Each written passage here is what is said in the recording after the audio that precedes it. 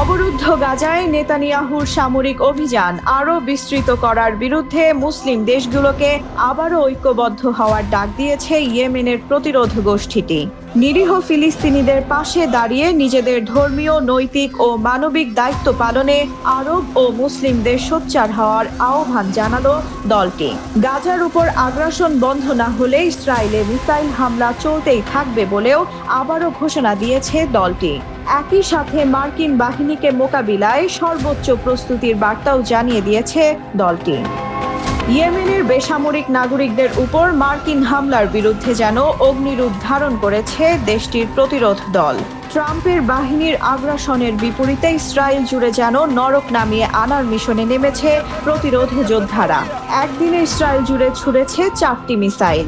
Israeli গণমাধ্যমগুলো এরই মধ্যে ইয়েমেনের ছোড়া মিসাইলে এক মানচিত্র প্রকাশ করেছে।